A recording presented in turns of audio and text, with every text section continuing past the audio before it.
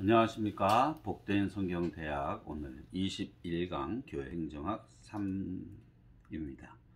오늘은 5장과 6장 리더십에 대해서 함께 나눠보도록 하겠습니다. 먼저 1번 교회 계획의 성공은 무엇에 의해 크게 좌우됩니까? 지도자의 능력, 당연한 것이겠지요. 그러나 능력을 무엇으로 판단할 것이냐의 문제는 분명히 여지가 남아 있습니다. 하지만 여기서 말하는 능력이라는 것이 학벌이나 다른 것들로 보기보다는 하나님이 주신 능력이겠지요.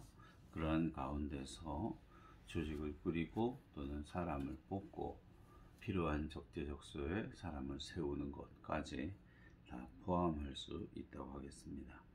두 번째, 교회의 교육적 분위기가 조성되는 것은 무엇 때문입니까? 정답은 교회와 교회 참모 그룹들이 목사와 교회 참모 그룹들이 교인과 불신자를 위한 교육의 중요성을 깨달을 때, 즉 교회 내 교육적 분위기가 조성되어 있지 않은 상태에서는 사실 어떠한 교육도 효과를 보기란 쉽지 않습니다. 내년부터 저희 교회에서는 이제 제자훈련을 시작하려고 합니다. 그것이 국제제자훈련원에서 나온 교재를 사용하지는 않을 가능성이 큰데요. 어찌됐건 우리 교회 가운데 이제 교육 과정이 생겨나는 것이죠. 우리가 공예배를 제외하고 현재는 복된 성경대학을 진행하고 있는데, 시간이 되시는 분들 또 자발성을 가지신 분들 가운데서 소수를 뽑아서 제가 교육을 하려고 합니다. 이것은 이제 때가 되었다라고 판단을 한 것이고요.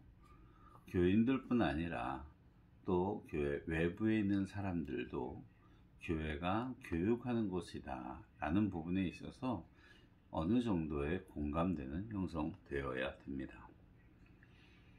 세 번째, 지도자 선발에 있어서 공립학교에서 이용하는 원리는 행정가가 추천하고 위원회가 승인하는 원리지요. 교장이 추천하는 겁니다. 그리고 위원회가 그것을 승인하는 거죠. 교회 같은 경우에는 이것들이 약간 달라진다라고 볼 수 있습니다. 왜냐하면 행정가를 누구로 규정할 것이냐 문제가 있고요. 그 다음 위원회가 조직되어 있지 않을 때는 어떻게 할 것이냐, 이런 문제가 생겨나게 됩니다. 즉 행정가가 추천한다고 하는 것은 목사겠지요. 그러한 가운데 위원회는 교육위원회를 말하게 됩니다. 그러나 통상적으로 교육자에 있어서 선발은 목사가 하고 당회에서 그것들을 승인하는 절차를 보통 밟게 되지요. 그러나 이것들이 규모가 커지고 조직화되어졌을 경우 교육전도사를 인선하는 과정에 있어서 교육위원회의 권한이 세지는 겁니다. 세진다기보다는 보통 추천을 하게 되고 교육 담당 목사가 보통 추천하게 되면 그것들을 위원회에서 승인하게 되는데, 이것들이 설립되어 있지 않았을 경우에는 위원회를 대표하게 되는 담임 목사가 그 모든 것들에 대하여서 승인을 하게 됩니다. 네 번째, 기독교 지도자의 첫째 특성은 영적이어야 한다. 누구든지 그가 그리스도의 복음을 깊이 체험하는 내부적인 뿌리가 없으면 하나님께 헌신할 수 없지요.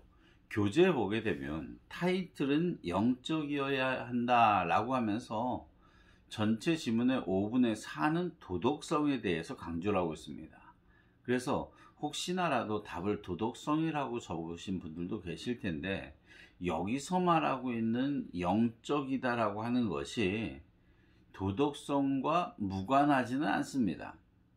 즉 신령하다 라고 표현하는 것과, 그러니까 영적인 능력을 지닌 것에 대한 이야기가 여기 아닙니다. 기독교 지도자에게 있어서는 하나님 앞에서 살아가는 경건과 또한 그의 신령함에 기반을 둔 도덕성을 이야기하는 것이지요. 그러므로 답을 어떻게 적느냐는 여러분들의 선택이지만 가급적이면 영적이어야 한다. 이게 첫 번째인데 거기에 따른 실천 방안에 있어서 도덕성을 언급하는 것이 순서상 맞다고 하겠습니다. 다섯 번째, 교회 지도자의 교육적 특성의 세 가지 측면을 설명하시오. 말을 유창하게 구사할 수 있어야 한다. 읽기를 잘해야 한다. 쓰기를 잘해야 한다. 별거 아닌 것 같은데요. 보통 말을 유창하게 하는 것에만 강조점을 두는 경우가 있는데요. 읽기도 잘해야 됩니다. 읽기라고 하는 것은 조직상 하부 구조에서 상부 구조로 올라갈 때 구두 설명이 아닌 경우는 대다수의 경우는 문건을 통해서 올라가게 됩니다.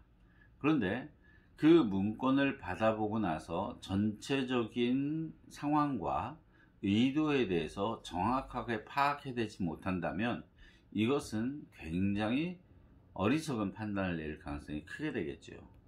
또한 동시에 그 모든 사항들에 대해서 공지를 하거나 알릴 때에도 구두를 통하지 않고서는 대부분의 경우 서면을 통하여서 공지를 하게 되는데 그때도 마찬가지로 도무지 무슨 말을 하려는 건지 듣는 사람들이 읽는 사람들이 도저히 알아들을 수 없다라고 한다면 그는 아주 적절한 지도자로서의 역할을 할 수가 없게 됩니다.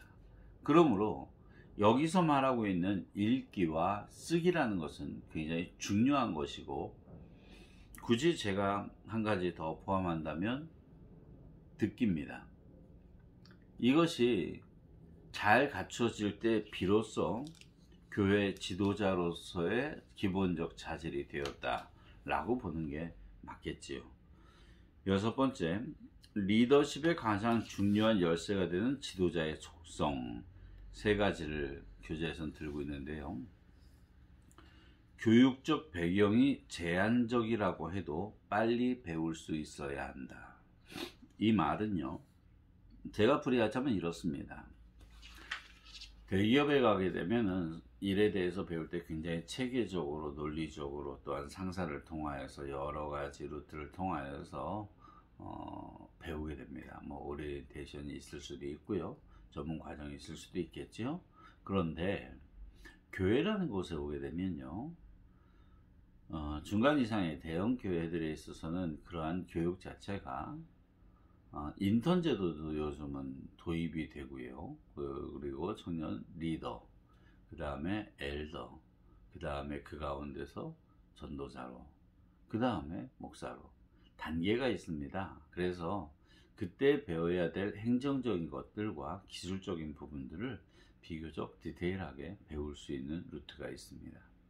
그러나 소위 중형 이하의 소형 또는 그러한 조직적 교육 체계가 갖춰져 있지 않은 곳 같은 경우에는요, 당연히 그에게 제공해 줄 수 있는 소스가 많지 않을 겁니다. 그러므로 여기서 말하고 있는 제한된 것, 교육적 배경이 제한되어 있다라고 하는 것은요, 그가 학력이 고졸이냐 대졸이냐 이건 사실 의미가 없습니다.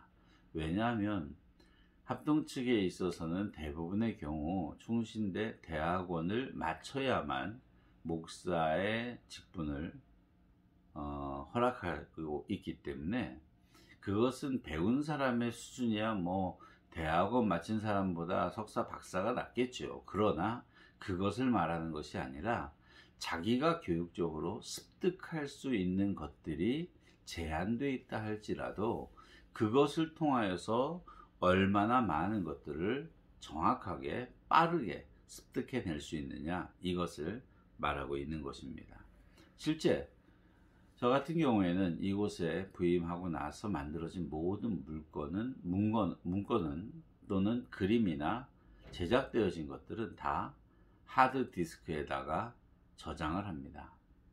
2018년도, 19년도 다 구별이 되어서 복된교회 폴더 안에 들어가 있고 꽤나 방대한 양입니다. 그래서 그것들을 쭉 훑어보게 되면 어떤 일을 어떻게 해왔었는지 충분히 알 수 있겠지요. 그런데 체계적인 데이터 관리가 안 돼 있다고 했을 때는요, 주보조차 정리가 안 되는 경우가 있기도 하고요. 또는 주보에 있으나 세부적인 부서의 활동들에 대해서는 인수인계를 받을 게 없는 경우도 대단히 많습니다. 그러나 그렇다고 해서 사역을 포기할 수는 없는 것이겠죠. 그렇게 제한되어 있는 정보 가운데서도 내가 필요한 것들을 습득해내고 만들어낼 수 있는, 습득할 수 있는 것이 굉장히 중요합니다. 그리고 두 번째로는 숙지한 분야에 대해서 자기가 맡은 분야, 자기에게 임무가 주어진 것에 대하여 포괄적인 판단을 내릴 수 있어야 한다.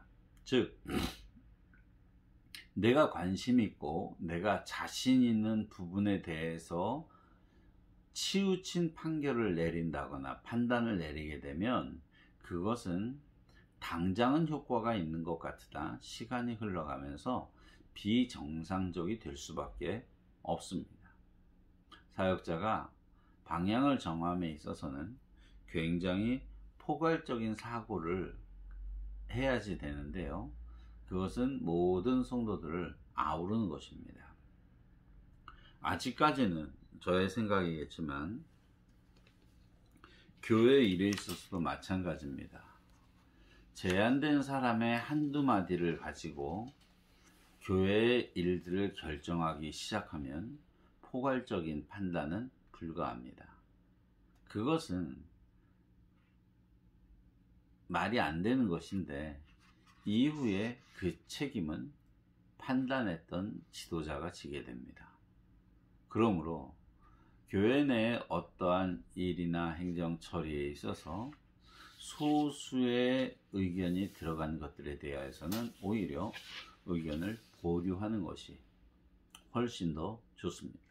그가 아무리 가신 그룹에 속해 있다 손 칠지라도 그로 인하여 따라가기 시작하면 나중에는 걷잡을 수 없는 상황에 빠지게 됩니다.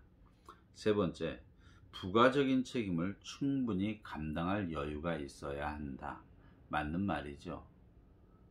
그러나 현장에 들어가게 되면 부가적인 일이라는 것 자체가 굉장히 모호하게 됩니다. 예를 들면 교회 지도자들 가운데 교육 전도사 또는 부목사가 있을 수 있겠죠. 그때 교육 전도사가 중고등부 전도사로 뽑혔어요. 그런데 교회에 이런저런 장년부 일이나 교회 전체적인 일들이 있을 때 그 전도사님들이 일을 할까요? 안 할까요? 하게 됩니다. 이것이 대형 교회에서는 그렇게 가르치지 않습니다. 자기 부서에 철저히 집중하게 만듭니다. 논란은 그 자리에서 이루어지는 것이 아니라 상위단위, 즉 위원회나 그 이상의 단위에서 논의가 되는 것이지 하부에서는 절대 부딪힐 일도 없습니다. 타 부서의 사역자와 크게 만날 일 없고요. 전임 같은 경우에도 자기에게 배정된 교구 외에는 함부로 연락처를 건네는 것 자체도 굉장히 조심스러워할 정도입니다. 그러므로 여기서 말하는 것은 어떻게 되냐면요, 자기에게 맡겨진 일들을 감당하며 부가적으로 주어지게 되는 일들에 대하여서도 감당할 수 있어야 된다라고 말하는 겁니다. 그래서 자기 일을 갖다가 소위 말하는 일머리라 그러죠. 일을 갖다가 주도적으로 하고 계획하고 언제까지 나름대로의 어떤 방향성과 기술들을 가지고 풀어나간 다음 최소한도의 시간들은 확보를 해둬야 됩니다. 그렇지 않다 보면요, 열심히 시키는 일 하다가 자리에 앉았을 때 자기의 준비가 하나도 안 돼 있는 경우가 있습니다. 실질적으로 교회 사역을 하다 보면 그런 일이 참 많이 있습니다. 학생부나 또 청년부를 담당할 때 신방을 해야 되고 또 설교를 준비해야 되고 기타 등등 많은 일들을 해야 되는데 사실 교회 출근해서는 그것들을 그냥 그렇게 준비하고 있을 만큼의 시간을 주지 않는 경우가 훨씬 더 많이 있습니다. 교회 목사님들도 부목사님들도 교회 사무실에서 설교를 준비한다는 것은 거의 불가능합니다. 설교가 한 번이 주어지건 두 번이 주어지건 또는 교육을 해야 되는 강사의 자리를 맡겼음에도 불구하고 사실 교구를 돌아보고 또 그 외에 발생한 부가적인 일들을 처리하다 보면 막상 자기가 해야 되는 그 일, 맡겨졌던 그 일에 대해서 몰두하지 못했었음을 나중에 깨닫게 되는 경우가 많이 있겠죠. 그래서 아무리 바쁜 가운데서도 여유를 가지고 그 모든 상황들을 통제할 수 있는 것도 지도자의 능력이라 할 수 있겠습니다. 7번째, 조직 인사에서 가장 중요한 원리. 이건 굉장히 중요하다고 봅니다. 직무를 개인에 따라 맞추는 것보다 개인을 직무에 맞도록 적응시킨다. 이건 무슨 말인지 여러분들 아실 거라고 합니다. 일이 있어요. 어떤 일을 맡겨야 되는데 그것을 갖다가 개인의 성향에 따라 바꾸어 나가기 시작하면요, 새로운 일꾼이 세워질 때마다 흐름과 색깔이 변합니다.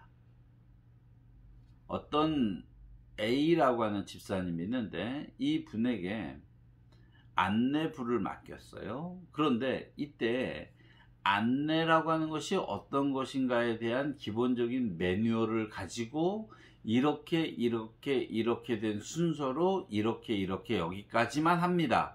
그렇게 하고 그 다음은 1:1 케어 시스템으로 넘기겠습니다. 이렇게 선을 그어 놓게 되면 그대로 움직이면 돼요. 누가 그 자리에 앉든지 정해진 매뉴얼이 있기 때문에 그 직무에 따라서 이 사람이 맞춰 나가야 되는 겁니다. 근데 그게 아니라 개인에 따라서, 야, 저분이 이러한 사람들을 만나는데 참 탁월한 은사가 있는 것 같아 라고 하면서 매뉴얼을 무시한 채 그의 성향에 따라 휘두르게 그냥 내버려 두게 된다면 다음번에 안타깝게도 다른 사람을 그 자리에 앉히는 것이 굉장히 어렵습니다. 왜? 어떻게 하든지 비교가 될 것이니까. 그 사람이 잘했다면 다음에 후임자는 나는 저 사람보다 못하면 어떻게 되나라는 부담을 갖겠죠. 반대로 그 사람이 그렇게 막 열심히 했지만 결과적으로 좋지 않고 평가 자체가 나빴다 라고 하면 그 다음에는 그냥 있어도 잘한다는 소리를 듣는데 이것이 서로가 서로에게 이상한 알 수 없는 견제와 알력이 될 수가 있겠죠. 그러므로 교회는 사람이 적기 때문에 사실은 저희 교회 같은 경우 그런 매뉴얼 하기가 굉장히 아주 쉽지 않은데요, 100명 선임만 되더라도 우리는 분명한 매뉴얼을 갖고 있어야 됩니다. 그래서 누가 오든지 이러한 순서로 한다. 예를 들어서 안내 얘기가 나왔지만 안내부서 같은 경우는 만약에 예배가 11시면 10시까지 모여야 돼요. 그래서 안내부 부장 인도하에 간단한 경건회를 가지고 오늘의 예배를 위해서 기도하겠죠. 그 다음에 복장 점검을 합니다. 그리고 인사할 때 그 구호를 그 가운데 서로 테스트하게 됩니다. 그 다음에 현장으로 나가서 자기가 맡겨진 위치에 따라 본당 앞쪽 또는 입구 앞쪽 뒤쪽 그리고 앞에 삼거리 그리고 본당 안쪽 등등 1층과 2층을 나눠서 자기 자리를 지키는 것이 굉장히 중요한데요, 서 있는 동안에도 어떻게 할 것인가에 대해서는 기본적인 매뉴얼이 있어야 되고요, 또한 사람들이 왔을 때 어디까지 응대할 것이냐에 대한 것도 분명히 알려줘야지만 됩니다. 왜냐하면 안내라고 썼는데 당신이 친한 사람과 손 붙들고 막 춤을 추고 난리가 나서 환영하고 기뻐하는 것은 굉장히 좋죠. 하지만 그때 그냥 들어가는 사람이 발생하게 된다면 안내에 실패한 것이 됩니다. 또는 실제로 안내를 맡겨놨더니 자기가 누군가에게 해야 될 말을 해야 되기 때문에 그 자리에서 사람을 기다리는 경우가 있어요. 그래가지고 그분이 오면은 또는 그가 구역장이거나 또는 부장님이면 손 붙들고 이러저러 해서 거기서 업무 처리하는 경우가 있는데 이 또한 가능하면 참아야 됩니다. 왜? 안내가 그에게 맡겨진 직무이기 때문에. 하여간 이러한 것들에 따라서 예배 시작 몇 분 전 또는 예배 정각에 전원 제자리에 복귀하게 된다. 그렇게 하고 축도를 마친 것 동시에 다시금 흩어져서 자기의 자리를 지킨다. 등등 여러 가지의 매뉴얼은 만들어져야 되겠죠. 즉 사람의 성향에 따라 은사에 따라 직무를 바꾸면 안 됩니다. 무조건 직무에 그가 적응할 수 있도록 배려해야 되고요. 아닌 것들에 대해서는 지혜롭게 권면함으로 인하여 그가 그 가운데서 배우는 겁니다. 이것은 흔히 말하는 조직이 잘 되어 있는 곳일수록 강조가 됩니다. 실제로 안내부에서 인사를 하는데 인사 각도를 몇 도로 할 것이냐를 갖다가 훈련을 시키는 곳도 있었습니다. 옷을 입을 때 와이셔츠를 얼마나 내야 되며 브라우스를 어떻게 해야 되는지 참 자질구레한 것 같은데 그것까지도 다 알려주는 경우도 있습니다. 그래서 그런 데서 훈련받고 왔는데 다른 곳에 작은 곳에 와서 안내를 하려다 보니 매뉴얼이 하나도 없는 거예요. 그렇게 되면 이분은 오히려 은사가 있음에도 불구하고 답답함을 느끼게 되겠죠. 하여간 이렇게 한 가지만 예를 들었지만 직무에 있어서는 개인에 맞추는 게 아니라 개인이 직무에 맞추는 것이 옳습니다. 8번째, 해당 직위에 배치될 이상적 지도자가 없을 때는 어떻게 하냐고요? 훈련 또는 배치될 때까지 선발을 연기합니다. 이건 굉장히 중요합니다. 그게 무슨 말이냐면요, 아무리 급해도 우물물에 가서 숭늉을 찾아서는 안 되고 바늘귀에 꽂을 수 없다 그래서 허리에다가 실을 둘러 가지고 꼬맬 수 없는 것처럼 해당 직위에 세울 수 있는 지도자가 없을 때는 가급적이면 공란으로 비워두는 것이 훨씬 더 지혜로운 선택입니다. 그것을 영 아닌데 또는 본인이 끝까지 고사하는데도 불구하고 세우는 것은 폭탄을 안고 지내는 것과 별로 다를 바 없습니다. 혹자들은 말합니다. 그럼에도 불구하고 손 붙들어서 갖다 세워놓으면 다 하게 된다고. 일면 맞는 소리일 수 있습니다. 그러나 교회 조직에 있어서 가장 사역에 있어서의 핵심은요, 자발성에서부터 비롯됩니다. 그렇기 때문에 강제로 그 자리에 세운다는 것은 사실 옳지 않습니다. 예배 참석에 대해서는 강제로라도 끌고 와서라도 예배를 드릴 수 있게 해야 되겠죠. 하지만 봉사의 얘기는 다릅니다. 기쁨으로 감당하지 않는다면 그 수고가 헛된 것이기 때문에 그렇습니다. 그래서 사람을 채워놓고 또 직무에 사람들을 꽉꽉 맞게 채워놓는 것이 중요한 것이 아니라 그에게 맞는 것이 누구인가, 맞는 사람을 기다리고 훈련시키고 그 자리에 맞는 사람을 놓고 기도하는 가운데 찾은 다음에 세워도 된다, 이것을 말합니다. 자, 일반 작은 교회는 아니겠지만 그래도 이제 기본적인 틀에 대해서 배우는 거니까 교회에서 교육 종사자를 찾을 수 있는 자료들은 어떤 것이 있습니까?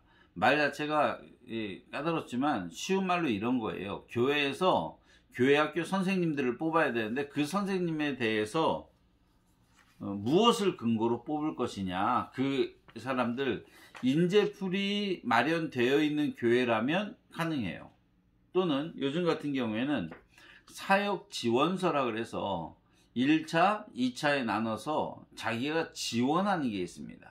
그래서 뭐 1지망의 교사, 2지망의 성가대, 3지망의 뭐 이런 식이에요. 그래서 그것들 가서 가급적 1지망의 그들의 사역들을 포진하게 하고 2지망이 안에서는 웬만하게 다 이루어질 수 있도록 조정을 하겠죠. 그런데 그러한 사역 지원서를 받을 때 실질적으로 받아봤을 때 어떤 느낌이 제일 강한가 하면요, 우리 교회는 그렇게 하면 한 명도 지원하지 않을걸요, 이 말을 사실은 제일 많이 듣습니다. 그러나 훈련이 되어져야 되고요, 그러한 기반을 통해서 세울 수 있다면 가장 좋겠죠. 그러나 그것이 없을 때는 어떻게 하느냐, 새신자 목록, 교회 직원 목록, 리더십 훈련 과정 등록자. 여기서는 리더십 훈련 과정이라고 말하지만 기타 교사, 대학이나 기타 특별화된 특성화된 교육 모든 등록자들을 말하기도 합니다. 교회학교 현 직원, 기독학교 학생, 교회 방문자 등등 이 리스트가 이 참모나 또는 행정가의 머릿속 안에는 있어야 됩니다. 그래야 양식으로 만들진 않았더라도 교사할 만한 사람이 없을까 했을 때 쭉 리스트가 떠야 됩니다. 여기 놓치면 굉장히 중요한 인재를 놓치는 것이 되겠죠. 그러므로 인물의 기록들이 적혀있는 이 모든 것들은 굉장히 중요하다. 자, 10번에 목회자가 직접 상담을 통해서 각 개인이 봉사하고자 하는 지위를 표시하는 방법의 대상자는 누굽니까? 세신자. 그래서 현재는 저희가 실행을 안 하고 있는데요. 세신자가 왔을 때 이런 저런 이야기를 나눕니다. 이전에 믿음 생활 한 적이 있는지, 다른 교회 다니신 적이 있는지, 교회를 다니셨다면 봉사한 부서가 어딘지, 그리고 그의 관심사항이 어떤지, 또 이전에 상처받았던 것들은 없는지, 그리고 이단에서 넘어온 것은 아닌지 등등을 대화 가운데 계속 체크하고요. 그 가운데에서 그에게 이러한 부서에서 하는 게 어떻겠습니까? 라고 하는 것은 굉장히 조심스러운데, 예를 들어서 다른 교회에서 성가대를 했었다 라고 했었다면, 우리 교회도 성가대가 많이 부족한데 함께 자리를 함께 하셔서 찬양으로 영혼 돌릴 수 있으면 좋겠습니다. 물론 이것은 작을 때 얘기입니다. 왜? 좀 더 규모가 있어지게 되면 그렇게 해서 바로바로 집어넣기가 쉽지 않습니다. 왜? 세가족 과정을 반드시 지나야 되기 때문에. 다른 교회에서 왔다 손 칠지라도 그 사람이 이사를 통하여서 우리 교회에 나왔다 손 칠지라도 교회에 다녔다는 것과 복된 교회의 가족이 되는 것은 얘기가 다릅니다. 그렇기 때문에 그의 믿음을 존중하더라도 그의 사역을 연속해서 다음 주일부터 그러면 성가대 들어가십시오 이렇게 하기는 사실은 쉽지 않습니다. 당분간은 아마 그렇게 될 가능성도 있습니다. 현재 성가대가 진행되고 있다면, 또는 교회학교가 진행되고 있다면, 새로운 분이 등록을 하셨는데 그분이 찬양이나 또는 교육에 있어서 탁월하다 그랬을 경우엔 다음 주부터라도 조금 일찍 오셔서 같이 하는 게 어떻겠습니까? 하나님께서 마음을 주시면 기쁘게 하겠죠. 하지만 시간이 지나서 조직화가 되어질 때에는 절대 그렇게 상담 가운데서 사역을 배치한 일은 없습니다. 그래서 그의 리스트를 가지고 그 세신자를 관리한 세신자 부에서는 그에 대한 리스트를 가지고 오겠죠. 또는 그에 대한 관련 자료나 원하는 것, 그것을 가지고 와서 교육자 회의 내에서 분배를 합니다. 어떤 쪽으로 달란트가 있다더라, 어느 쪽을 원하고 있다더라, 이러한 정보를 가지고 그 다음 단계로 넘기게 되고, 가급적이면 빨리 우리 교회 가족으로서 사역의 현장 가운데 투입하는 게 지혜로운 방법이라 할 수 있겠습니다. 11번에 리더십 훈련 과정에 등록한 자에게 교회가 요구할 때 응할 수 있는 것은 어떤 동기에서 가능합니까? 리더십 훈련 과정이라고 하는 것은요, 기본적으로 거기에 참여한다는 것은 교회 리더가 될 수 있을 만한 분이에요. 그리고 리더십이라고 하는 말이 주듯이 그 뉘앙스 자체가 자발적이어야 돼요. 그러니까 그들은 순전히 자발적이기 때문에 그곳에 등록한 사람들은 교회가 요구할 때 응할 수 있는 동기가 이미 충분히 갖춰져 있다 라고 파악되는 겁니다. 그래서 그 리더십 과정을 마쳤을 경우 어디든지 투입할 수 있습니다, 이렇게 공지를 하게 되는 것이죠. 물론 그때에도 개인적 판단에서가 아니라 그들과 충분한 이야기를 나눈 후 원하는 것이 무엇인지, 그리고 우리의 필요는 어떤 것인지를 충분히 서로가 제공을 해야 됩니다. 그러한 가운데 교집합을 발견해야 되고 배치를 하게 되겠죠. 교회 방문자를 경시해서는 안 되는 이유는요, 때로는 이들이 교회가 찾고 있는 은사와 기술을 지닌 자일 수도 있기 때문입니다. 하지만 이 부분은 분명히 해야 됩니다.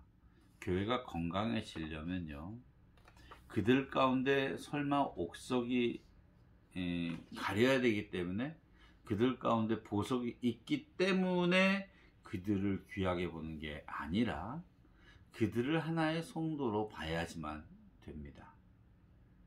교회에서 교회 이동이 굉장히 잦지요. 특별히 이사나 출생, 결혼이나 큰 일들로, 직장으로 인하여서 이동이 되었기 때문에 교회를 찾는 경우라면 뭐 그럴 수 있겠다 하겠죠. 그런데 차를 1시간, 2시간을 타고서라도 가야 되는 사람들이 있습니다. 이 사람들은 기본적으로 자기가 사는 곳과 교회가 사는 곳, 그 로컬 환경이 다르죠. 이게 이제 문제의 시작인데요. 새로운 사람이 왔습니까? 그에 대하여서 정확한 판단이 가장 중요합니다. 일단은 그가 가나안 성도라고 요즘은 유행어가 있지요. 가나안 성도, 거꾸로 하면 안 나가예요. 교회를 안 나가던 사람들. 그러면서 그러한 자들이 어떠한 이유로건 교회를 찾았을 때는요, 존중해야 됩니다. 그 영혼 자체로서 존중할 수 있어야 되겠죠. 그러나 아까 제가 말하려고 했던 것은, 그러나 왔다고 해서 무조건 환영하여 받기에는 교회가 자중해야 될 부분도 있습니다. 왜? 교회 간의 소통이 굉장히 부족한 상황에서 당장 저희가 예를 들자면 오류 일동에 있는 교회에서 신앙생활을 하다가 사기를 친다거나 교인으로서 덕이 되지 않는 일을 저지르고 난 후 나올 때는요, 절대 내가 잘못했기 때문에 나왔다고 말하지 않습니다. 목사나 그곳에 있는 지도자들을 욕하고 교회를 떠납니다. 그러한 가운데 오류이동, 복된 교회를 와가지고 믿음 생활 잘하고 있었는데 목사님 때문에 또는 장로님 때문에 내가 상처를 입어서 교회를 찾다가 이곳에 왔다, 이렇게 말하는 경우가 있겠죠. 그래서 보통의 경우 합동층이라면 그가 다니던 교회 담임 목사님에게 그 주간에 목사는 전화를 합니다. 그래서 이러이러한 성도가 오셨습니다. 그러면 그렇게 하라고. 저희 교회 나오셨던 그 한 권사님, 아드님이 목사님인데 그분이 나오신 그 주에 직접 전화를 걸었습니다. 이러이러이러한 사정에 이렇다고 들었습니다. 그랬더니 그분도 또 자초지종을 이야기해주고 그러면 된 겁니다.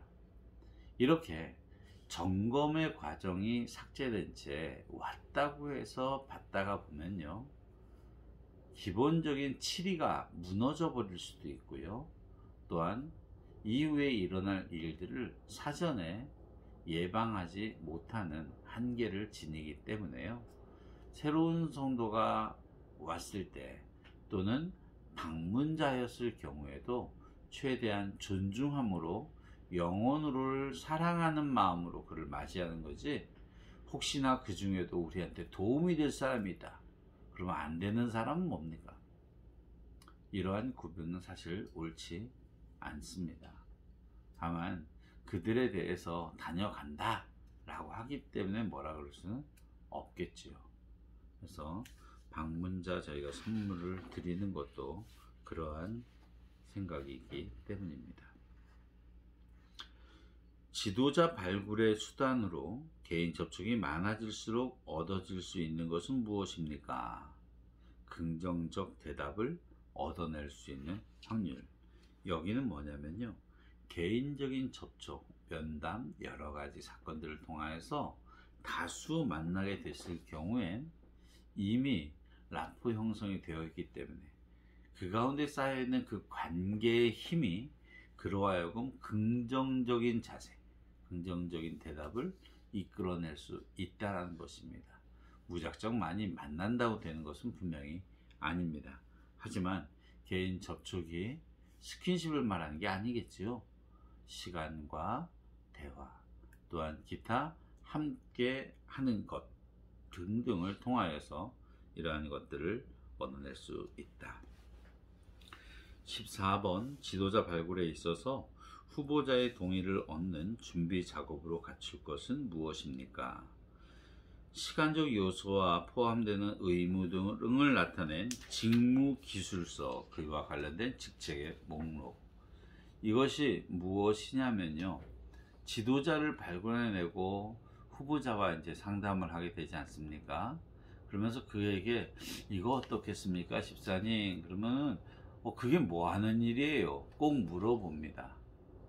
집사님, 이번에 우리가 이러이러한 일을 하려고 하는데 혹시나 집사님 이거 가능하시겠습니까? 그러면 그게 뭐 하는 건데요? 라고 묻던지, 또는 이전에 당신이 보았던 기억들을 가지고 그거요 라고 말할 텐데, 그때 정확한 시간이 얼마 정도 소요되며 또한 어떠한 역할들을 하게 되는지, 그 직무에 대한 기본적인 브리핑, 기본적인 내용들이 적혀있는 직무에 대한 기술서, 이것들을 보시고 한번 검토해 봅시다 라고 하는 겁니다.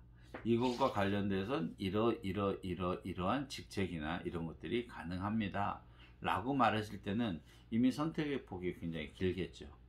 당장 예를 들어서 어떤 분이 참 은사가 참 풍성하고 인성도 좋고 해서 교회 학교를 세우고 싶은 거예요. 그래서 만나면서 아이고, 우리 집사님께서 우리 유초등부의 부장을 좀 담당해 주시면 어떨까요? 라고 권합니다.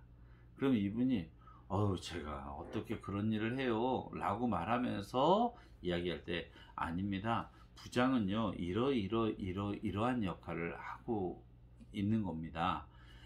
그 외에는 전도사님이 이러한 일들을 하기 때문에 서로가 요 부분만 합의해 주시고, 이외 교사들이나 학생들에 대해서는 이러한 방향으로 하면 됩니다 라고 하게 되면, 일단은 복잡했던 것들이 일단 풀렸잖아요. 그러나 그에게 부장 자리를 권한다 그래서 그거 전 못해요 그러면 끝나는 게 아니라, 아이들이 참 좋아하는 것 같은데 부장 자리가 부담된다면 아이들 위해서 교사의 자리도 있고, 또는 아이들에게 간식 챙겨주는 자리도 있고, 또 이러한 일들도 가능한데 어떻게 한번 생각해 보시겠습니까? 라고 한다면 관련 부서의 직책을 원하는 경우가 많이 있습니다. 그 자리는 부담이 될 수 있지만 그것에 대한 채무 때문에 다른 것들에 대해서는 이 정도는 제가 할 수 있을 것 같아요 라고 하게 되면, 그를 가까운 지근거리에서 사역을 보게 하고 활동을 보게 함으로 가교육이 되는 겁니다.